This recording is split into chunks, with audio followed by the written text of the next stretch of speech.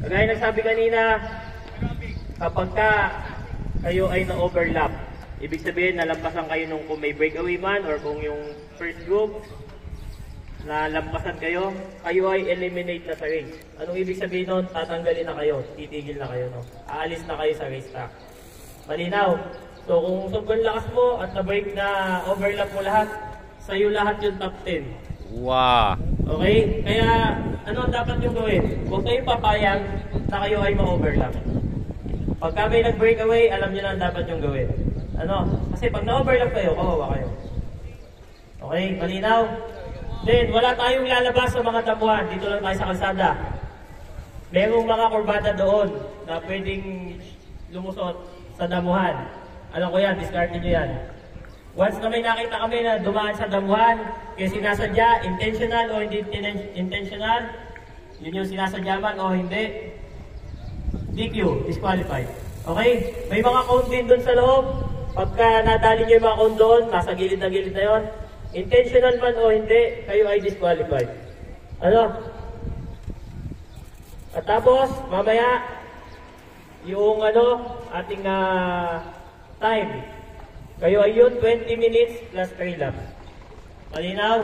So, uubusin nyo muna yung 20 minutes, then mag-a-announce kami dito, last 3 laps. Okay, may oras tayo dito, makikita nyo dyan kung ilang minutes na lang yung remaining nyo. So discarding talaga yan. More on discarding. Ngayon, kung sobrang lakas mo naman, pwede naman. Breakaway mo agad. So 20 minutes tayo, 20 minutes plus 3 laps. Okay, malinaw? Sino may tanong? Sinong na dito? 17. 16. Sino 16 na dito? 16 years old. 16. Anong year mo? Birthday? 2008. Ba't nasa youth kayo? Di ba 2009 to 2011 yung youth? Baka po dun sa may number na 90, papuntahin po dito sa registration area. Thank you. Announcement. Rider number 90. Hinahanap ka sa registration. Rider with bib number 90. Proceed ka dun sa registration. Hinahanap ka dun. 2008, ikaw, 2009. Sino 2008 dito? Ang kapanganakan, year 2008. So pwede lang dito, ito ay MTB Youth category. Ito ay 2009 to 2011. 13 to 15 years old. Mamaya naman, pag nakapasok kayo sa top 10, hihingi namin yung ID.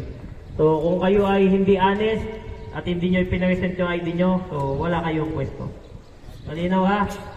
Wala nang kaya nga sinasabi namin ngayon, kung kayo ay hindi na 13 to 15 years old, or hindi kayo pinanganak na 2008 to 2011, kayo ay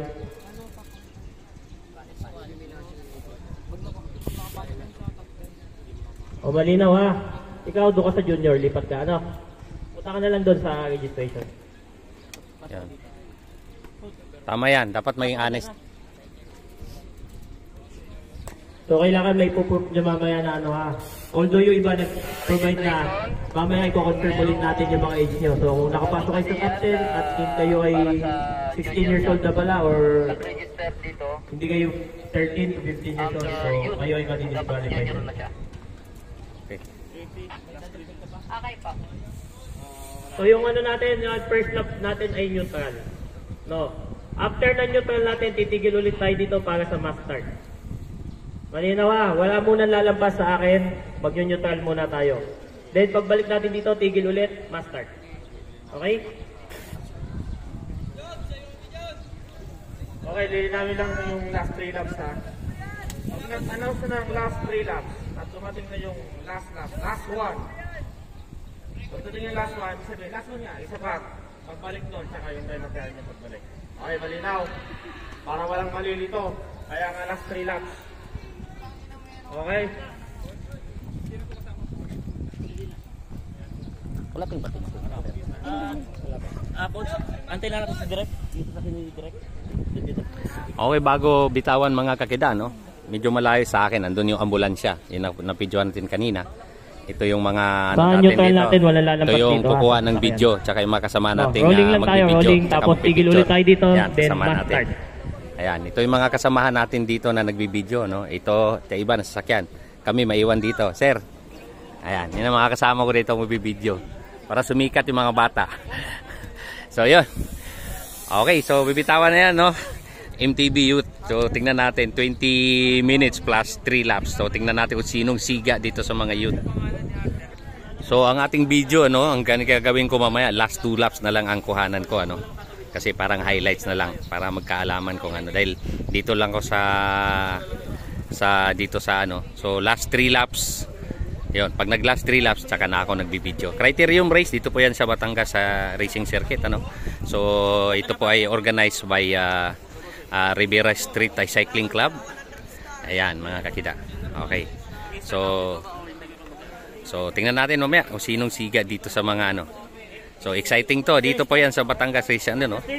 Batangas Racing Circuit. Direct, okay na po kayo, direct. Ayan. Okay, bibitawan na po to, no? Kita-kita tayo mamaya sa last 3 laps. Ayan, dito lang po tayo sa start line. Dito lang po kayo sa At coach, sila Coach George.